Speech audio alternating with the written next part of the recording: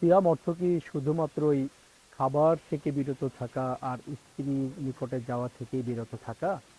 বরং হাদিসের মধ্যে এসছে মান লাম ইয়াদা কাওলা যুরি ওয়াল আমালা বিহি ওয়াল জাহলা ফালাইসা লিল্লাহি হাজাতুন আন ইয়াদা তাআমাহু ওয়া শারাবাহু। নবী সাল্লাল্লাহু আলাইহি ওয়াসাল্লাম বলেছেন, যেই ব্যক্তি মিথ্যা কথা, কাজ এবং অজ্ঞতা হতে বিরত থাকতে পারেনি, মুক্ত হতে পারেনি, তার সিয়ামটা শুধুমাত্র না খেয়ে থাকাই হবে। তার এই না খেয়ে থাকা দিয়ে আল্লাহ সুবহানাহু ওয়া তাআলার কোনো প্রয়োজন নেই। সুতরাং আমরা অনেকেই আছি সিয়ামরত অবস্থায় দেখা যায় যে সিয়াম আছি কিন্তু ফরজ সলাৎ ত্যাগ করেছি।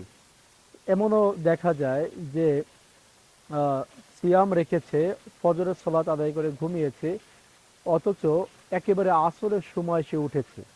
ওই ব্যক্তির সিয়াম কোনো প্রয়োজনে আসবে না। সিয়াম অবস্থায় গীবত করা, এটা আরো, গীবত করা তো বড় পাপ, মহাপাপ, কিন্তু সিয়াম অবস্থায় গীবত করা এটা আরো বড় ধরনের পাপ হবে। কারণ আপনি আমি তো বিরত আছি, বিরত থাকা শুধুমাত্র খাবার থেকে নয়, স্ত্রীর নিকটে যাওয়া থেকেই নয়, বরং আমার উপরে যা হারাম ছিল সেটা থেকেও আমাকে পুরোপুরি ভাবে বিরত থাকতে হবে।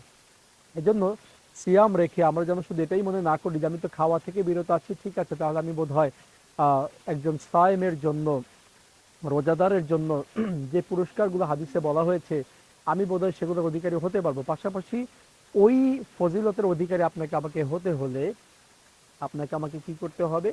গীবত থেকে, পরনিন্দা, এরপরে আপনার মিথ্যা কথা বলা, খারাপ অন্যায় কোনো কাজ করা, এক কথায় হারাম থেকে বিরত থাকতে হবে, জেনা ব্যভিচার থেকে বিরত থাকতে হবে, সারাদিন ভর মোবাইল নিয়ে পড়ে থাকা, মোবাইলের মধ্যে অশ্লীল চিত্র দেখা, তো তারপরে যাবতীয় যত হারাম আছে হারামগুলো থেকে বিরত থাকতে পারলেই তবেই আপনার আমার ওই না খেয়ে থাকাটাকে কাজে দিবে এবং আল্লাহ সুবহানাহু ওয়া তাআলার নিকটে আপনার আমার সিয়াম আরো বেশি গ্রহণযোগ্য হয়ে উঠবে। এজন্য চেষ্টা থাকতে হবে যে আপনাকে আমাকে শুধুমাত্র সাময়িক যে খাবার হারাম করা হয়েছে তার পাশাপাশি চিরতরে যেগুলো হারাম সেগুলো থেকেও বিরত থাকা।